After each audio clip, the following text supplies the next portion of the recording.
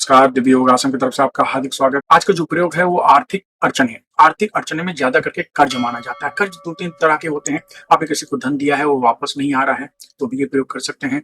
और आप कर्ज चाहिए आपको, घर के लिए हो सकता है, गाड़ी के लिए हो सकता है, जमीन के लिए हो सकता है, किसी भी चीज वस्तु के लिए हो सकता है, लेकिन आपको प्राप्त नहीं हो रहा है, तो भी ये प्रयोग कर सकते हैं।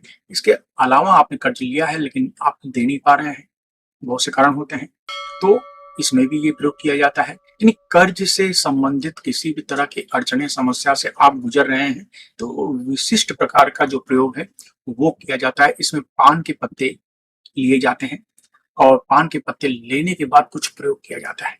तो ये है कि इसमें 2 मिनट मंत्र सामान्य जपा जाता है और 2 मिनट खड़े होने के बाद ये प्रयोग है। तो इसमें करना क्या होता है, ये अगर समस्या है तो किसी भी गुरुवार को या शुक्रवार को सूर्यास्त के बाद दक्षिण दिशा की तरफ मुंह करके आप लक्ष्मी मुद्रा लगा लें। ये देखिए, इस तरीके से लक्ष्मी मुद्रा लगाएं, आज्ञा चक्र पर ध्यान दें, 10 बार प्राणायाम करें, जितनी देर तक हो सकता है रोके रखें, फिर धीरे छोड़ें। ओम नमो भगवते वासुदेवाय रण मोचय मोचय नमः। ओम नमो भगवते वासुदेवाय रण मोचय मोचय नमः।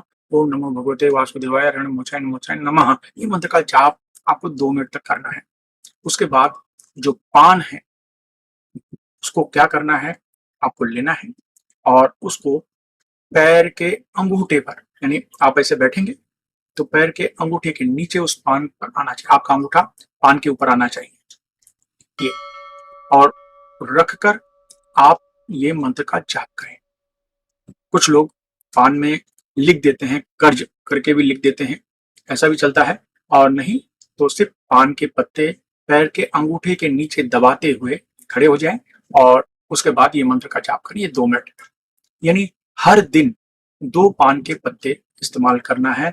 ये 5 शुक्रवार या 5 गुरुवार किया जाता है और 5 बार आपको 2-2 पान के पत्ते की जरूरत होती है।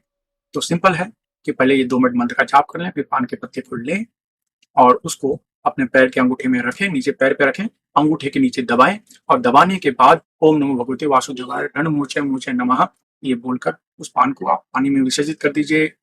आप कहीं भी उसको डाल दीजिए, बस।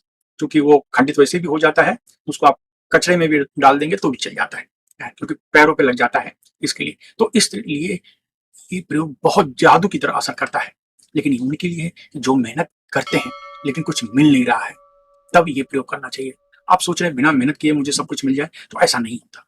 तो ये प्रयोग सिर्फ उन्हीं के लिए है कि आप बहुत प्रयत्न कर रहे हैं, खून पसीना एक कर रहे हैं, बदले में कुछ नहीं मिल रहा है, तो ये प्रयोग आपको बहुत तेजी से आगे ले जाएगा। ठीक है, तो ये प्रयोग करें, इसका फायदा उठाइए। धन्यवाद।